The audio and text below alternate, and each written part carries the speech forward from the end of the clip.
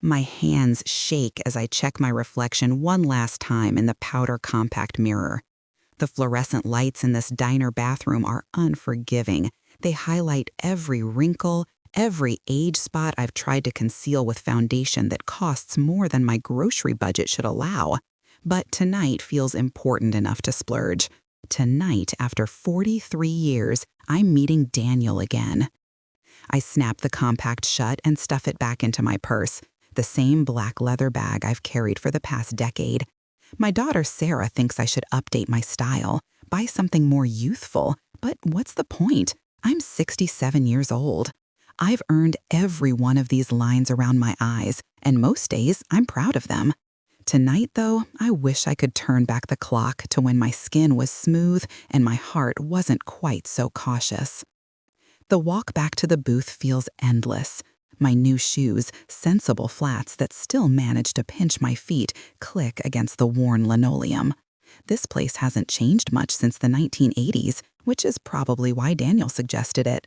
Mel's Diner on Route 9, where truckers still stop for coffee and pie, where the vinyl booths are patched with duct tape, and where the waitresses call everyone honey without irony. I slide back into the booth, smoothing down my navy dress. It's the nicest thing in my closet that still fits properly. Not too formal, not too casual. I spent an hour this afternoon debating between this and the floral print, asking my reflection questions it couldn't answer. What do you wear to meet the man you almost married? What do you wear when you're not sure if this is closure or a beginning? The coffee in front of me has gone cold while I was in the bathroom, but I wrap my fingers around the mug anyway. The warmth is comforting, even if the coffee isn't.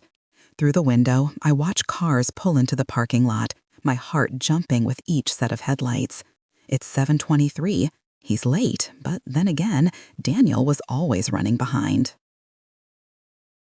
Some things, I suppose, don't change.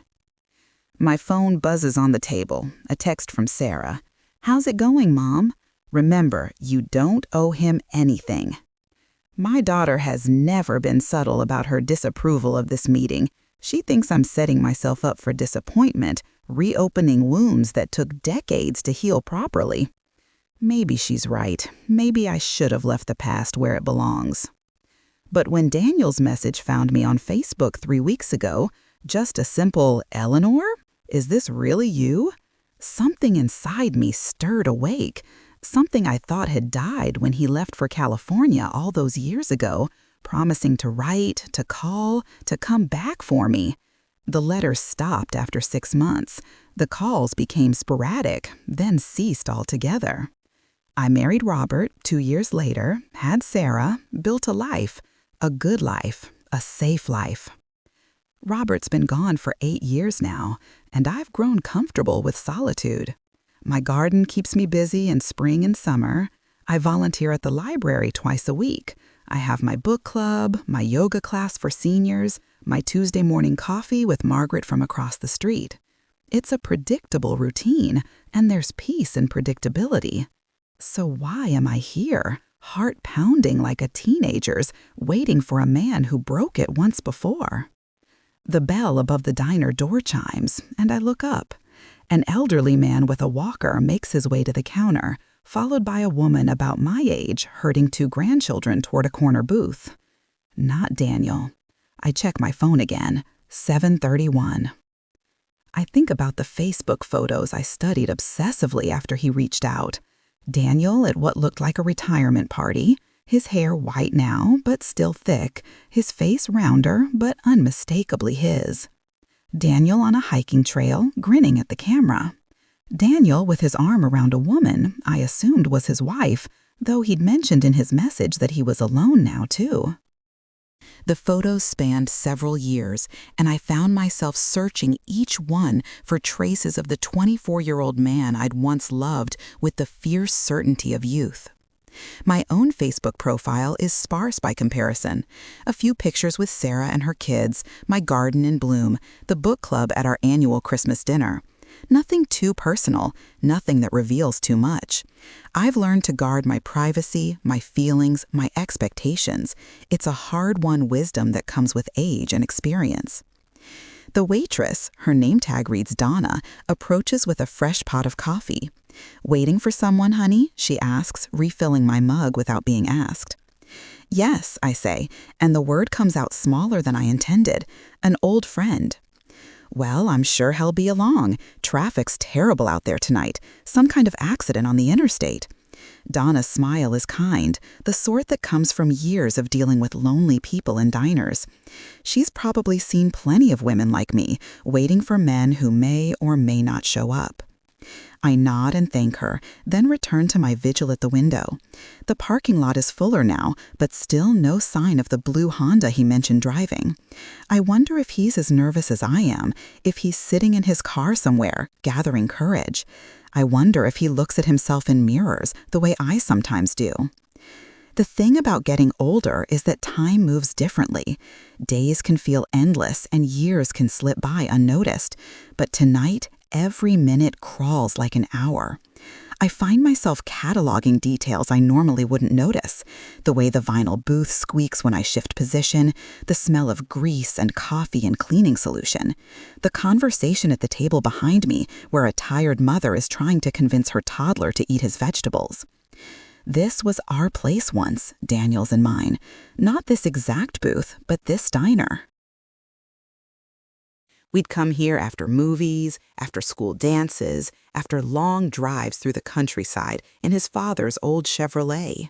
I'd order chocolate cake and he'd order pie, and we'd share both while planning our future together. We were so certain then, so sure that love was enough to overcome any obstacle. We had it all figured out.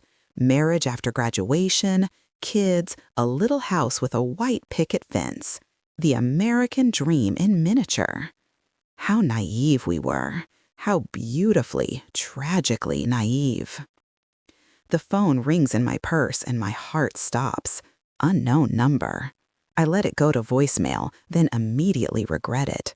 What if that was him calling to cancel? What if something happened? I'm reaching for the phone to check the message when I hear it. "Ellie?" My head snaps up, and there he is, Daniel, standing at the end of my booth, looking uncertain and older and exactly like I remembered all at once. His hair is completely white now, silver really, and he's wearing glasses that make his eyes look smaller. But his smile, that slightly crooked smile that used to make my knees weak, that's exactly the same. "Daniel," I struggle to my feet, suddenly unsure of the protocol. Do we hug? Shake hands?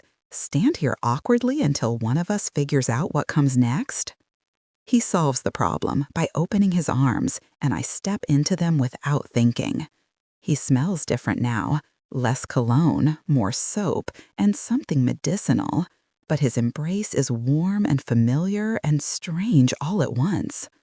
When we part, I realize I'm crying.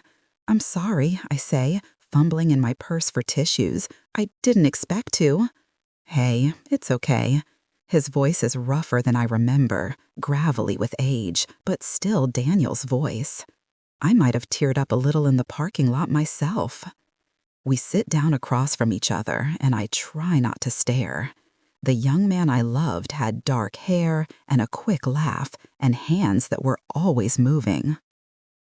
Daniel moves more carefully, settles into the booth with a soft grunt, adjusts his glasses before meeting my eyes. But when he smiles, the decades fall away.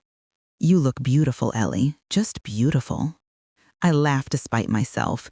"You always were a terrible liar." "Not lying. You do.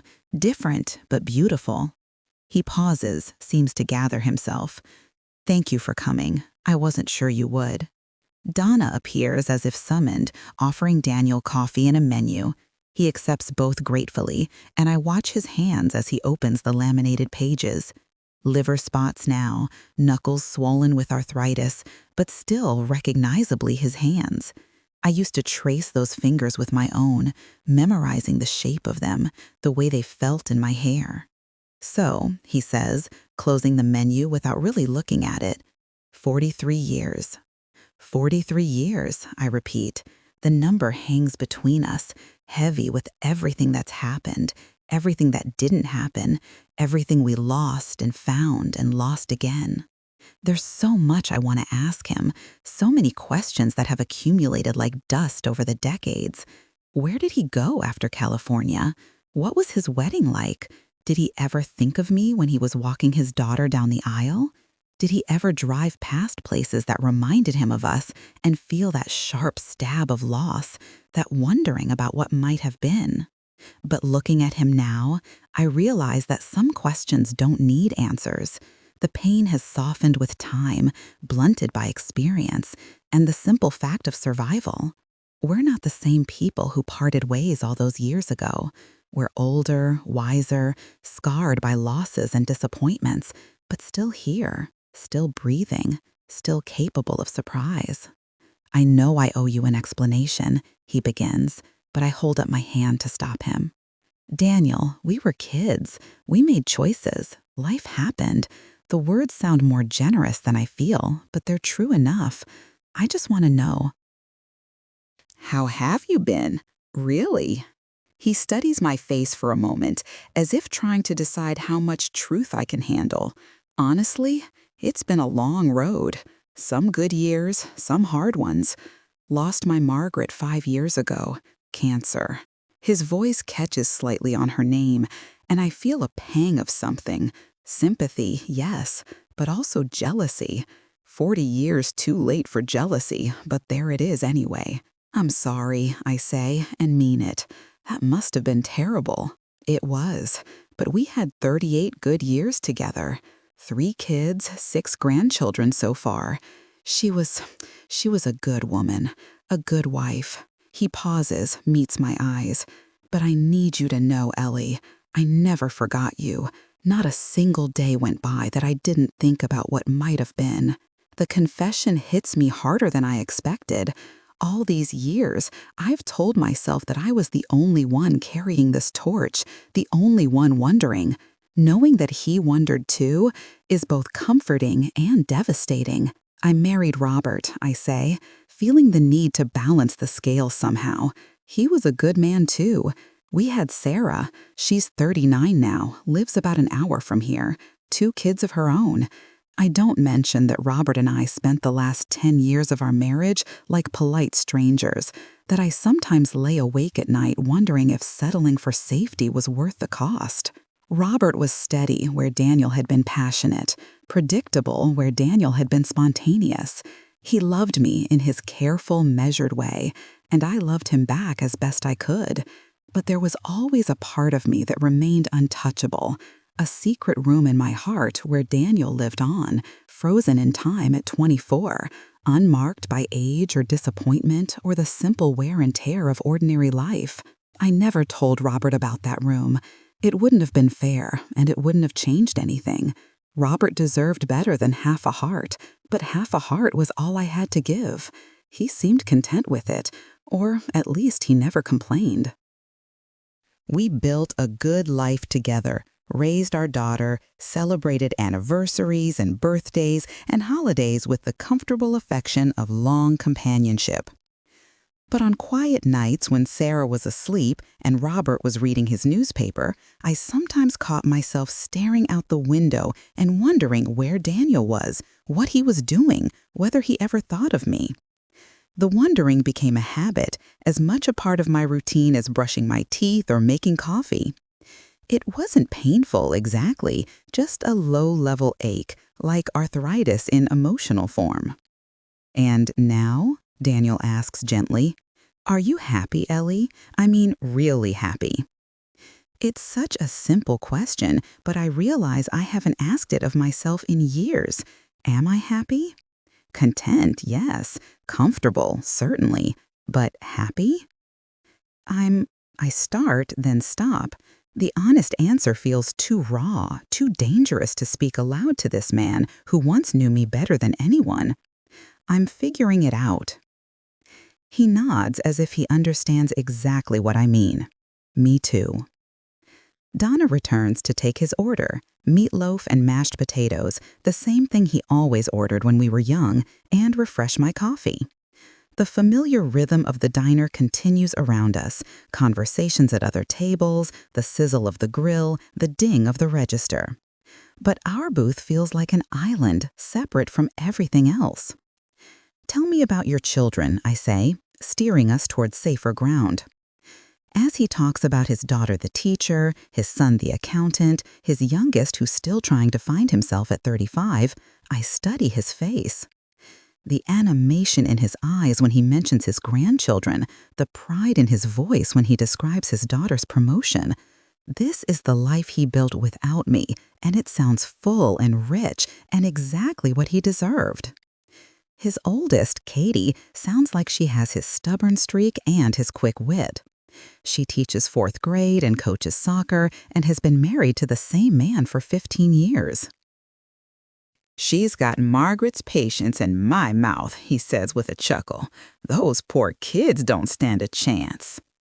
Michael, the middle child, works for an accounting firm in Richmond and has twin boys who keep him running.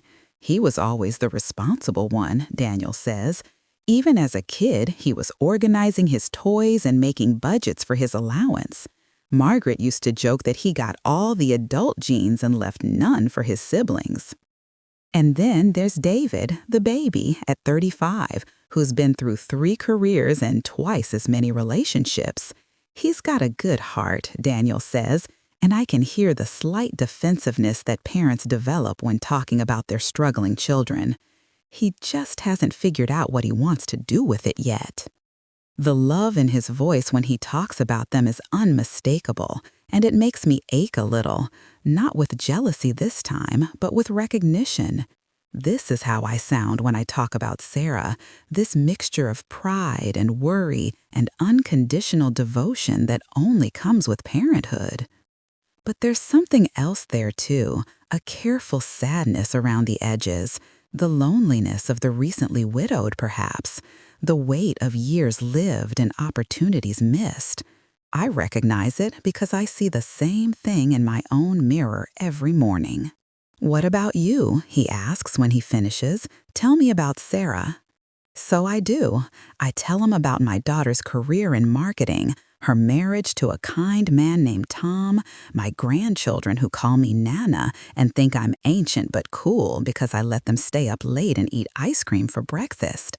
I tell him about Sarah's fierce independence inherited directly from me and her tendency to worry about everyone else's happiness while neglecting her own.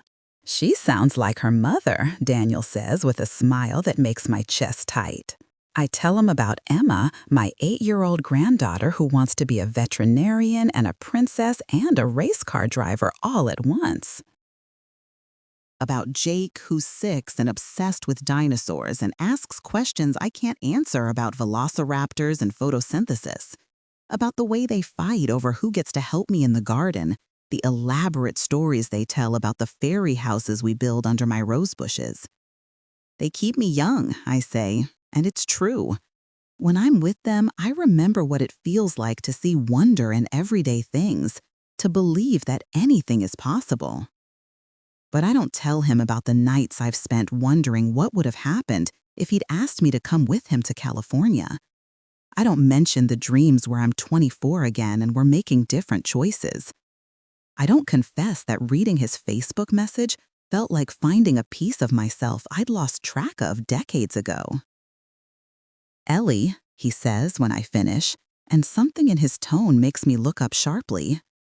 "There's something I need to tell you. Something I should have told you years ago." My heart starts beating faster. Here it comes, whatever truth he's been carrying all these years. The real reason he left. The real reason he never came back.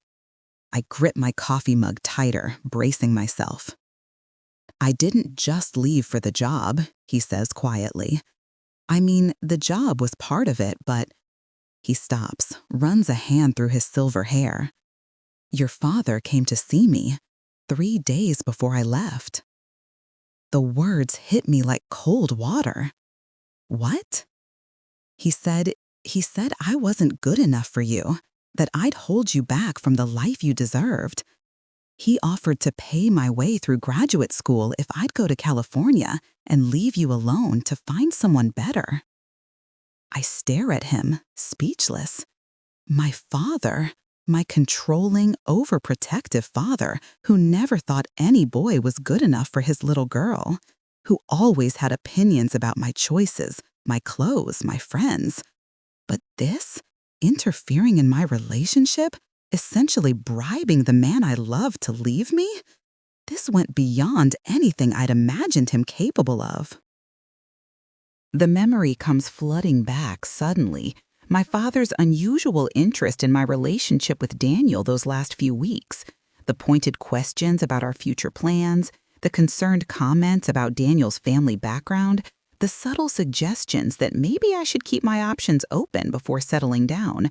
I dismissed it all as typical parental worry, never imagining the calculated manipulation behind it. I told him no at first, Daniel continues, his words coming faster now, as if he's afraid he'll lose his nerve. But then he showed me that bank account he'd set up for your wedding, $15,000, which was a fortune back then. He said he'd been saving it since you were born, planning for your future. And then he looked me right in the eye and asked me what I could give you.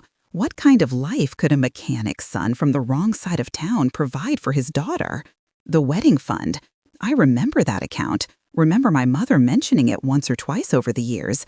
I'd assumed it was just something my father had started as a gesture, never imagining it would be used as a weapon against my happiness. So you took the money? I took the money. His voice is barely a whisper. And I told myself I was doing it for you, that maybe he was right, that maybe you deserved better than what I could offer. I was young and stupid and scared, and I let him convince me that leaving was the noble thing to do. The betrayal cuts deeper than I expected. Not just Daniel's betrayal, but my father's. The man who raised me, who claimed to love me more than anything, had manipulated the course of my entire life based on his own prejudices and fears. He'd looked at the man I loved and seen only what he lacked, never what he offered. He'd decided my future without consulting me, stolen my choices, and convinced himself he was protecting me. I think about all the years my father lived after Daniel left, all the family dinners and holidays and quiet conversations where he watched me build a life with Robert. Did he ever feel guilty? Did he ever wonder if he'd made the right choice? Or did he go to his grave convinced he'd saved me from a mistake? Did you ever think to ask me what I wanted? The words come out harder than I intend. Did it ever occur to you that maybe I should get a say in whether you were good enough for me? Every day for 43 years, he says, and his eyes are bright with unshed tears. Every single day, Ellie.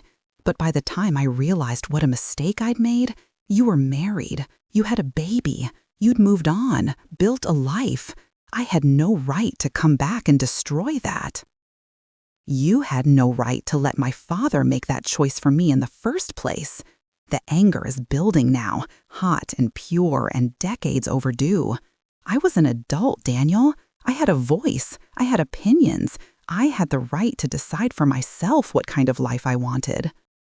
I know that now, but I was 24 years old, and your father he was intimidating.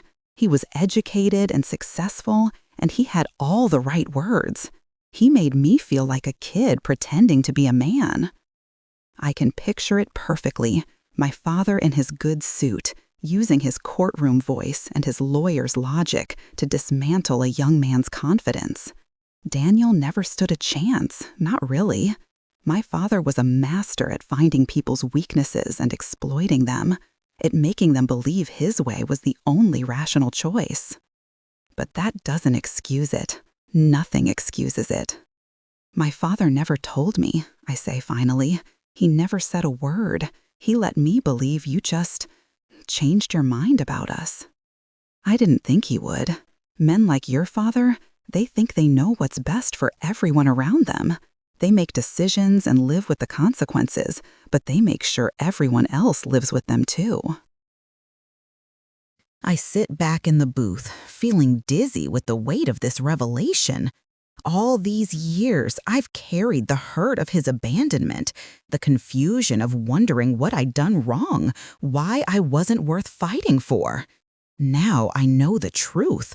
I was worth fighting for, but the fight was over before I even knew it was happening. There's more, Daniel says quietly, and my stomach drops. How much more truth can I handle in one evening?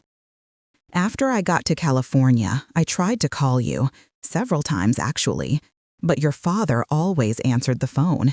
He'd tell me you were out or busy, or that you'd asked him to tell me you didn't want to talk. Eventually, I gave up trying. Another piece of the puzzle falls into place. I remember wondering why Daniel never called, why his letters stopped coming. I'd assumed he was busy with his new life, making new friends, meeting new girls. I never imagined my father was intercepting every attempted contact. He lied, I whisper. He lied. Daniel's voice is flat, matter of fact. And I was too proud and too hurt to keep trying. I convinced myself that maybe you really didn't want to hear from me, that maybe your father was right about everything. The full scope of my father's manipulation is becoming clear now, and it takes my breath away. He didn't just pay Daniel to leave. He systematically cut off every avenue for reconciliation, every chance for us to work things out. He orchestrated the entire breakup with the precision of a military campaign, leaving nothing to chance. What about the letters? I ask. You wrote to me for months after you left. Daniel looks confused. I wrote for 2 weeks, maybe 3. Then you wrote back asking me to stop, saying it was too painful and you needed to move on. I never wrote that letter. We stare at each other across the table, the implications hanging heavy between us. My father didn't just intercept Daniel's calls, he forged correspondence in my name. He became both our voices, speaking for us without our knowledge, ending our relationship through pure deception. The anger hits me then, hot and pure and decades overdue. Anger at my father for his arrogance, at Daniel for his cowardice, at myself for all the years I spent believing I wasn't worthy of being chosen. The fury builds in my chest until I can barely breathe with it. Excuse me, I manage, sliding out of the booth. I need a minute. I make it to the bathroom before the sobs come, great heaving cries that I muffle with paper towels, my carefully applied makeup running down my cheeks in dark streams. 67 years old and crying in a diner bathroom like a teenager. It would be funny if it weren't so tragic. When I finally compose myself enough to look in the mirror, I see what Daniel sees now. An older woman with smeared mascara and red-rimmed eyes, wearing a dress that's trying too hard to hide the evidence of time. But I also see something else, a woman who deserves the truth, even 43 years too late. A woman who deserves to be angry, to feel betrayed, to grieve for the life that was stolen from her by 2 men who thought they knew better.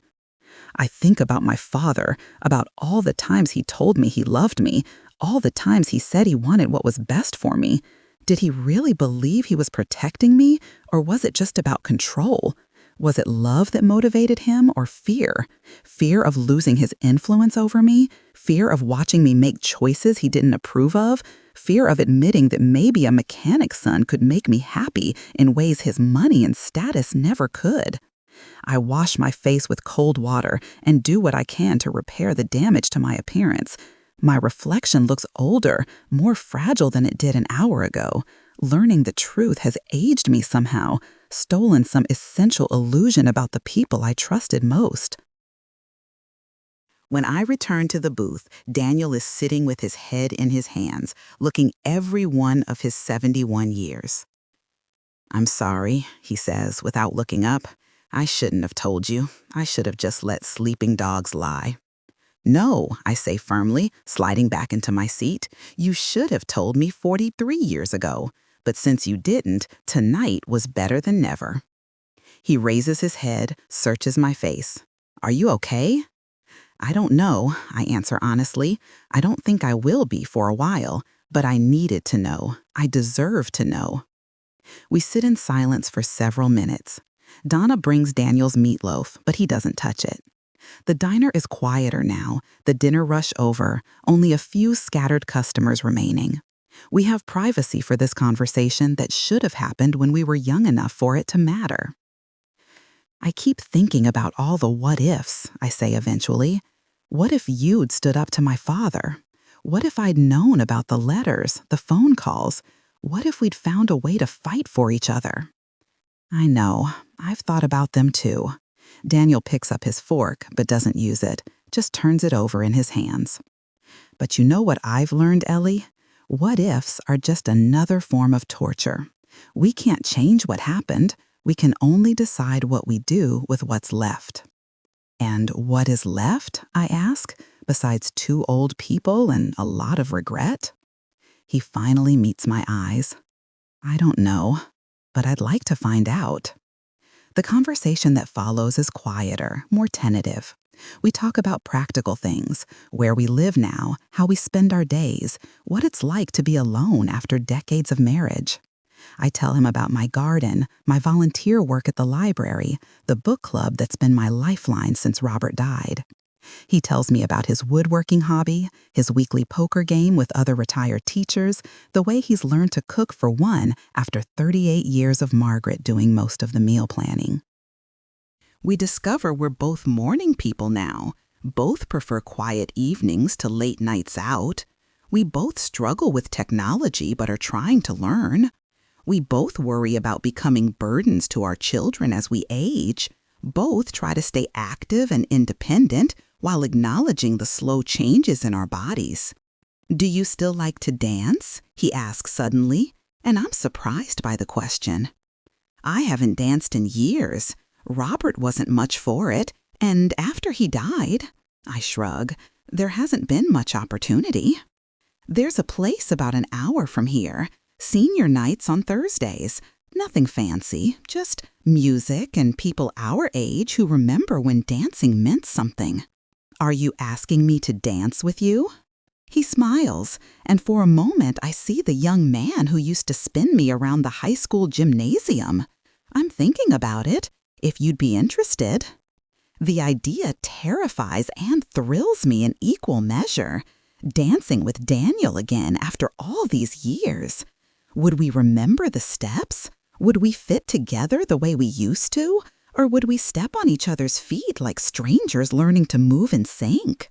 I might be interested, I say carefully. But Daniel, we need to talk about expectations. I'm not the same person I was at 24.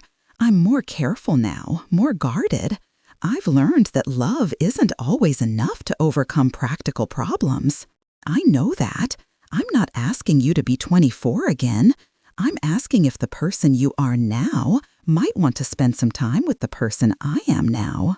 It's such a reasonable question, such a mature approach to whatever this is between us. No grand declarations, no promises we might not be able to keep, just 2 adults considering the possibility of connection. What would that look like, I ask, practically speaking?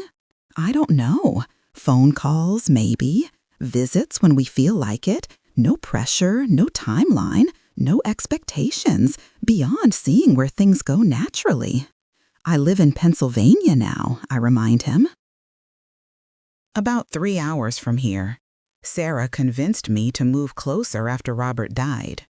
I'm in Virginia, Richmond area, about 4 hours south. He pauses, close enough for visits, if you wanted, far enough apart that we're not stepping on each other's lives.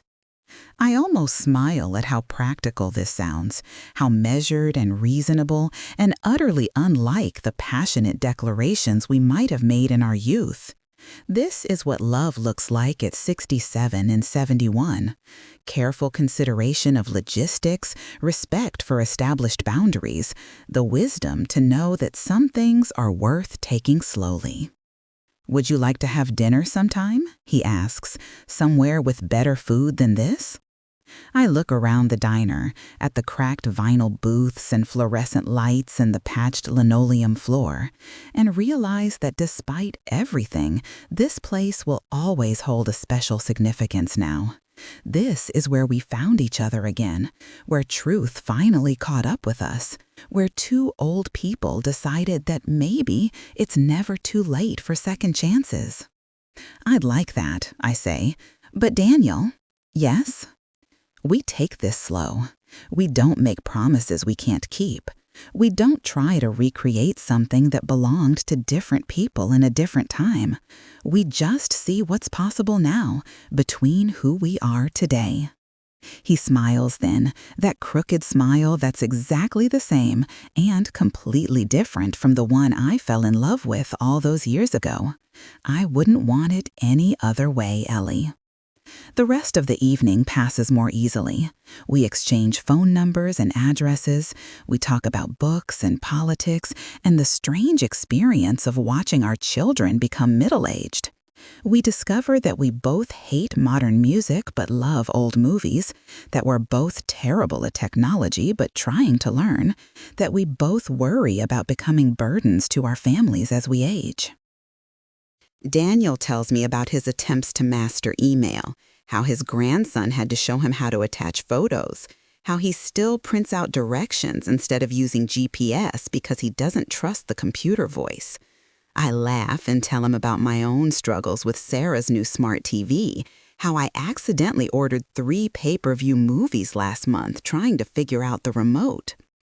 We talk about our health with the casual directness that comes with age, Daniel's arthritis, my blood pressure medication, his recent colonoscopy, my mammogram results. The conversations our younger selves would have found morbid or embarrassing now seem simply practical, the natural concerns of people who understand that bodies wear out and maintenance becomes more important with time. Do you ever feel invisible? I ask him as we're finishing our coffee. Like you've become one of those old people that younger folks look right through? Every day, he says. It's strange, isn't it? How you can feel exactly the same inside, but the world treats you like you've become irrelevant. Sometimes I want to shake them and say, I'm still here. I still have thoughts and feelings and dreams. But then I remember being their age and thinking anyone over 50 had already lived their whole life. The irony is that in some ways I feel more myself now than I ever did when I was young. Less worried about what other people think, more comfortable with who I am. Yes, that's exactly it. I spent so many years trying to be what other people wanted me to be. Now I know what I like, what I believe, what matters to me. But nobody seems interested in that wisdom. This conversation feels important somehow, this acknowledgement of the strange position we occupy as older adults. We're not the elderly grandparents sitting quietly in the corner, but we're not middle-aged either. We're in some undefined space between relevance and invisibility, still vital but increasingly overlooked. When it's time to leave, Daniel walks me to my car. The parking lot is nearly empty now, lit by a few harsh security lights that cast long shadows across the asphalt. He opens my door for me, a gesture that would have seemed patronizing from a younger man, but feels sweetly old-fashioned from him. Thank you, he says as I settle behind the wheel, for coming tonight, for listening, for giving an old fool a second chance he probably doesn't deserve. We both deserve second chances, I tell him. The question is whether we're wise enough to handle them better this time. I hope so. He leans down to the open car window. Can I call you this week? I'd like that. He steps back as I start the engine, waves as I pull out of the parking lot. In my rearview mirror, I see him standing there, watching until my taillights disappear around the corner. The drive home takes 40 minutes, and I spend most of it thinking about the strange turns life takes when we least expect them. This morning, I was a widow living quietly with her memories and her routines.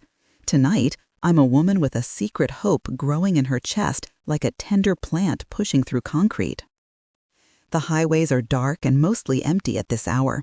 I drive through small towns where porch lights glow yellow and televisions flicker blue behind curtained windows. In one town, I pass a high school where the football field lights are still on, probably for some evening event. I think about all the young couples sitting in those bleachers tonight, holding hands and making plans they're certain will work out exactly as they imagine. I want to pull over and tell them to cherish what they have, to fight for it, to never let anyone else make their choices for them. But they wouldn't listen, and maybe they shouldn't. Maybe we all have to learn these lessons the hard way, through loss and disappointment and the gradual accumulation of wisdom that comes with surviving our own mistakes. When I get home, the house feels different somehow. Not empty exactly, but expectant, as if the walls themselves are waiting to see what happens next. I hang my purse on the hook by the door, slip out of my shoes, and pad through the rooms in my stocking feet. The familiar surroundings look strange tonight, seen through the lens of possibility. I call Sarah to let her know I'm safe. She can hear something different in my voice. Hope, maybe, or just the lingering tremor of strong emotion, but she doesn't push for details. "So, how was it?" she asks, trying to sound casual. "Complicated," I tell her, which is both completely honest and utterly inadequate. "Do you want to talk about it?" I consider this. How do I explain that I've just learned my entire romantic history was built on lies? How do I tell her that her grandfather, whom she adored, manipulated my life in ways I'm still trying to understand? How do I convey that I'm angry and hopeful and terrified all at once? "Not tonight, honey. Maybe this weekend." "Okay, Mom, but you sound, I don't know, different. Are you okay?" "I think so. It's just a lot to process." "Love you, Mom," she says before hanging up, and I know she means it, disapproval and all. I get ready for bed, washing off what's left of my makeup, hanging up the navy dress I may never wear again without thinking of this night. In my pajamas and robe, I look like myself again, not the woman trying to impress an old lover, just Eleanor, 67 years old, standing in her bedroom and wondering what tomorrow might bring. The ritual is comforting: moisturizer on my face, pills sorted in the weekly dispenser, book placed on the nightstand for tomorrow morning's reading. These small routines have carried me through 8 years of widowhood, providing structure when the days felt too empty to fill. But tonight, even the familiar feels different. I catch myself looking at my reflection longer than usual, not with the critical eye I've developed over the years, but with curiosity. What does Daniel see when he looks at me? What did I look like to him across that diner table? I'm brushing my teeth when my phone chimes with a text from Daniel. "Made it home safe. Thank you for tonight. Sweet dreams, Ellie." I smile around my toothbrush. Daniel, texting. The same man who used to write me love letters by hand is sending me text messages at bedtime. Some things change, some things stay the same, and some things get a chance to begin again. "Sweet dreams to you too," I text back, then set the phone aside and head for bed. Lying in the darkness, listening to the familiar sounds of my house settling around me, I find myself thinking not about what was, but about what might still be possible.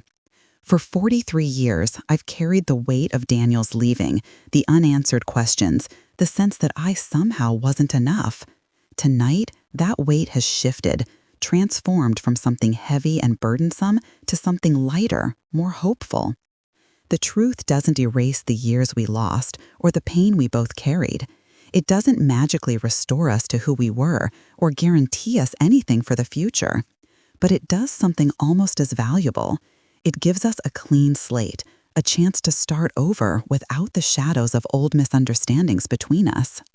I think about the dancing he mentioned, about the possibility of moving together to music again. My body remembers, even after all these years, the way he used to hold me close during slow songs, the way we moved together as if we'd been partners for decades instead of months. Would it feel the same now? Would our older bodies remember the rhythm, or would we have to learn each other all over again? The questions don't frighten me the way they might have this morning.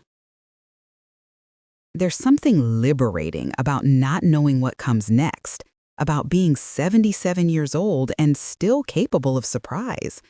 I've spent so many years living carefully, protecting myself from disappointment, that I'd forgotten what it felt like to want something I wasn't sure I could have. Sleep comes easier than I expected, and my dreams are full of music and laughter and the sensation of being held by someone who knew me when I was young and might want to know me now that I'm old. I wake the next morning with sunlight streaming through my bedroom curtains and the strange sensation that something fundamental has shifted in my world. For a moment, I can't remember what, and then it all comes flooding back. The diner, the confession, the revelation about my father's manipulation, the tentative hope of something new beginning. I make coffee and toast, same as every morning, but everything feels different. The kitchen seems brighter somehow, the routine less solitary. I catch myself humming while I butter my toast. When did I stop humming? When did the small joys of daily life become just items to check off a list? The morning news plays on the television, but I'm not really listening. Instead, I find myself planning. What would I wear if Daniel and I went dancing? I haven't thought about clothes in terms of appeal rather than comfort in years. What would I talk about during those long phone conversations he mentioned? We covered a lot of ground last night, but there's still so much I want to know about the life he's lived without me. My phone rings just as I'm finishing breakfast. I expect it to be Sarah, checking on me with the persistence of a worried daughter. Instead, the caller ID shows Daniel's name, and my heart does that ridiculous jumping thing it did in the diner. "Good morning," I answer, trying to sound casual. "Morning, Ellie. I hope I'm not calling too early. I know some people aren't morning people." "I've been up for an hour." Coffee and news, same as always. Good. I was lying awake thinking about last night, about everything we talked about. I was wondering, would you be interested in that dinner I mentioned? Maybe somewhere a little nicer than Mel's. The question hangs in the air between us, loaded with possibility. This is where I have to decide, do I step forward into the unknown, or do I retreat to the safety of my established routine? "I'd like that," I hear myself say. "When were you thinking?" "This weekend? I could drive up to Pennsylvania, find somewhere nice in your area. I'd like to see where you live if that's okay." The thought of Daniel in my space, seeing my house and garden, meeting my neighbors, is both thrilling and terrifying. My home has been my sanctuary for 8 years, the place where I've learned to be alone without being lonely. Inviting him in feels like opening a door I've kept carefully locked. But maybe it's time to unlock some doors. "There's a restaurant called the Garden House about 10 minutes from me," I tell him. "Nothing fancy, but the food is good and it's quiet. We could talk without shouting over other people's conversations." "Perfect. Saturday evening, around 6? "That would be lovely." We make the arrangements. He'll drive up Saturday afternoon, we'll meet at the restaurant, he'll get a room at the nearby hotel if the evening goes well enough to warrant extending his visit. It's all very civilized and careful, two adults making plans with the measured caution that comes with experience. After we hang up, I sit in my kitchen for a long time, staring out at my garden and trying to process what I've just agreed to. A second date at my age. The very concept feels surreal. I spend the rest of the morning doing ordinary things, laundry, grocery shopping, returning library books, but nothing feels ordinary. I catch myself smiling at random moments, humming while I fold towels, taking longer than necessary to choose vegetables at the grocery store because I'm imagining cooking for someone besides myself again. At the library, my friend Janet notices something different immediately. "You look, I don't know, sparkly today," she says as we're shelving returns together. "What's your secret?" Janet is 72 and has been volunteering at the library longer than I have. She's also been widowed longer, and unlike me, she's dated several men since her husband died. She has strong opinions about everything from online dating to the importance of maintaining your own interests in any new relationship. I had dinner with an old friend last night, I tell her, which is technically true if incomplete. Male friend? I nod, and her face lights up with interest. Someone new or someone from before? Before, long before. High school, actually. Oh, honey. Janet stops shelving and turns to face me fully. First love? Something like that. And? I struggle to find words that capture the complexity of the evening without revealing too much. It was enlightening. We're having dinner again this weekend. Good for you. Janet's approval is immediate and wholehearted. It's about time you got back out there. You've been hiding in that house of yours long enough. I haven't been hiding, I protest. I've been living. Same thing sometimes. There's a difference between being content and being truly alive, Eleanor. Don't spend the rest of your years just content. Her words stay with me as I finish my volunteer shift and drive home. Have I been hiding or just healing? There's a fine line between self-protection and self-imprisonment, and I'm not sure which side I've been on. That afternoon, I do something I haven't done in years. I go shopping for a new dress.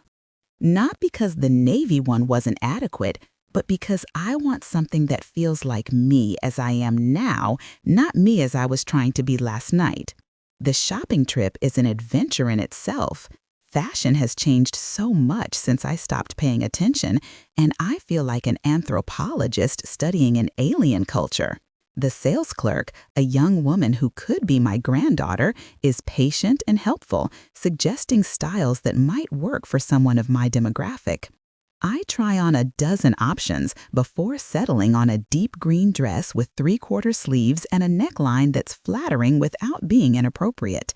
It's comfortable but elegant, age-appropriate but not matronly. When I look in the dressing room mirror, I see a woman who looks like she has somewhere interesting to go. The rest of the week passes in a strange blur of anticipation and anxiety. I find myself rehearsing conversations, imagining scenarios, alternating between excitement and terror. I clean my house as if Daniel might actually see it, though we're only meeting at the restaurant. I buy flowers for the dining room table, then worry that I'm being presumptuous. Sarah calls Thursday night, ostensibly to check on my week, but really to fish for information about my mysterious dinner. So, she says with studied casualness, how are you feeling about this weekend? Nervous, I admit. It's been a long time since I've done anything like this. Define anything like this. I sigh. Dating, Sarah. I'm going on a date with a man I used to know a very long time ago. There's a pause. How long ago? We dated in high school and college. Another pause, longer this time. Mom, are you talking about Daniel Murphy? I'm so surprised she remembers his name that I drop my phone. When I pick it up, she's still talking. Knew it had to be him. You kept his letters, you know. After Daddy died, when we were going through his things, I found a box in the attic with letters signed Daniel. I didn't read them, but I recognized the name from stories you told when I was little. My chest tightens. I didn't know you found those. I put them back. They weren't mine to read. But Mom, he hurt you once. Badly. Are you sure this is a good idea? How do I explain that the hurt was based on a lie? That the man she's worried about protecting me from was as much a victim as I was? How do I tell her that her beloved grandfather orchestrated one of the deepest betrayals of my life? It's complicated, sweetheart. There were misunderstandings back then. We're just two old friends having dinner. Promise me you'll be careful? I promise. But as I hang up the phone, I wonder what being careful means at this stage of life. Is it careful to protect my heart at the expense of my happiness? Is it careful to let fear make my choices for me, the way I let my father make them 43 years ago? Saturday arrives with the kind of crisp autumn weather that makes everything seem possible. I spend the morning in my garden, pulling the last of the weeds, cutting flowers for the vase I talked myself out of, and then back into buying. The physical work calms my nerves, grounds me in the familiar rhythm of tending growing things. I take a long bath in the afternoon using the expensive bath salts Sarah gave me from my birthday that I've been saving for a special occasion. Today feels special enough. I do my hair with more care than usual, apply makeup with a light hand, spritz perfume that's been sitting unused on my dresser for months. When I slip into the green dress, I almost don't recognize myself in the bedroom mirror. Not because I look younger, I don't, but because I look alive in a way I haven't in years. There's light in my eyes, color in my cheeks, an energy in my posture that speaks of anticipation rather than resignation. I arrive at the garden house 5 minutes early and am seated at a quiet table by the window. The restaurant is busy but not loud, filled with other couples and families enjoying their Saturday evening. I order a glass of wine, something I rarely do when dining alone, and try to calm my racing heart. At exactly 6 o'clock, I see Daniel through the window, walking across the parking lot with the careful gait of someone whose joints don't move as freely as they once did. He's wearing a sport coat and tie, and his silver hair is neatly combed. He looks like a man who's made an effort, and I appreciate it. When he enters the restaurant and spots me, his face breaks into that crooked smile I've been thinking about all week. He makes his way to the table, and I stand to greet him, feeling suddenly shy. "You look beautiful," he says, and this time I don't contradict him. "Thank you. You look pretty handsome yourself." We sit, order drinks, study our menus with the intense concentration of two people who need a moment to adjust to being in each other's presence again. The waiter, a young man who seems genuinely pleased to serve an older couple clearly on a date, takes our orders with the kind of respectful attention that makes me feel seen rather than invisible. "This is nice," Daniel says, looking around the restaurant. "Very you." "What do you mean, very me?" "Comfortable, elegant without being showy, warm." He meets my eyes across the table. "I like thinking about you living somewhere like this, somewhere that feels like home." We talk more easily tonight, without the weight of revelations hanging over us. Daniel tells me about his drive through Pennsylvania, how he'd forgotten how beautiful the countryside is in autumn. I tell him about my garden, my neighbors, the book club that meets in my living room once a month. "What are you reading now?" he asks, and I'm touched that he remembers my love of books. "The Seven Husbands of Evelyn Hugo." It's about an aging movie star reflecting on her life, her loves, her choices. Very appropriate for someone my age, I suppose. "Any regrets?" he asks, and I know he's not talking about the fictional character. I consider the question seriously. Some, but fewer than I thought I would have. What about you? The usual ones, things I should have said, risks I should have taken, people I should have treated better. He pauses, but mostly just the one big regret, the choice that changed everything. We don't need to name it. It sits between us like a third presence at the table, not unwelcome but acknowledged. The conversation that started at Mel's Diner continues here in this gentler setting, winding through decades of separate experiences that somehow led us back to each other. "I keep thinking about time," I tell him as we're sharing dessert, a chocolate cake that's too rich for either of us to finish alone. How different it feels now than when we were young. Then we had so much time that we could afford to waste it. We thought we'd have forever to figure things out. And now? Now every day feels precious. Not in a morbid way, just valuable. Like I can't afford to spend time on things that don't matter. "So what matters to you now, Ellie?" It's such a simple question, but I realize no one has asked me that in years. Since Robert died, people have asked how I'm doing, whether I need anything, if I'm lonely, but no one has asked what matters to me, what I want, what would make me happy. My family, obviously, Sarah and the kids, my garden. The library work gives me purpose. I pause, searching for the deeper truths. Being useful, I suppose, feeling like I'm still contributing something to the world. And lately, feeling like there might still be chapters in my story that haven't been written yet. Daniel reaches across the table and covers my hand with his.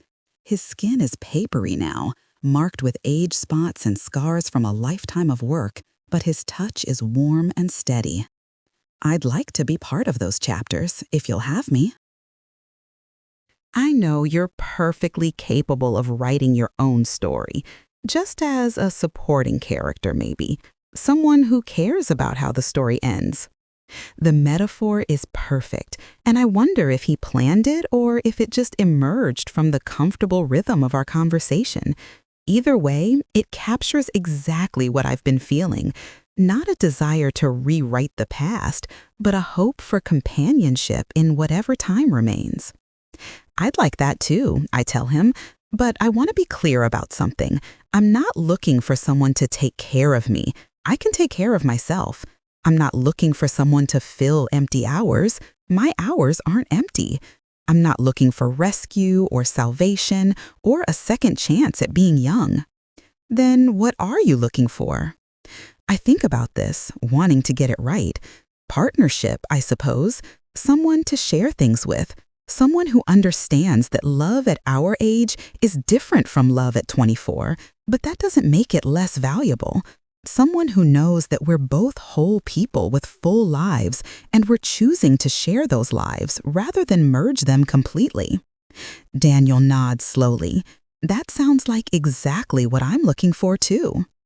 We leave the restaurant just as the sun is setting, painting the sky in shades of orange and pink that remind me of autumn evenings from my childhood. Daniel walks me to my car, and we stand in the parking lot for a moment, neither of us quite ready for the evening to end. "Would you like to see my garden?" I hear myself ask. It's not much this time of year, but the moms are still blooming. His face lights up. I'd love that. So I drive home with Daniel, following behind me, his headlights steady in my rearview mirror. It feels strange to be leading someone to my private space, but good strange, like opening a door that's been closed too long. My house looks welcoming in the dusk, porch light glowing yellow, the last of the season's flowers still colorful in their beds. I give Daniel the tour through my small but efficient kitchen, past the living room with its comfortable furniture and wall of bookshelves, out to the back porch where we can see the garden even in the fading light. "It's perfect," he says, and I can tell he means it. "I can see you here, puttering among the flowers, reading on the porch in the evenings. It suits you." We sit on the porch swing I bought myself for my 65th birthday, rocking gently in the cooling air. The conversation flows easily here, more intimate somehow in the privacy of my own space. We talk about our children's childhoods, our favorite memories, the small daily rituals that have sustained us through the lonely years. "I should probably head back to the hotel," Daniel says eventually, though neither of us moves to get up. "Probably," I agree, making no move to hurry him along.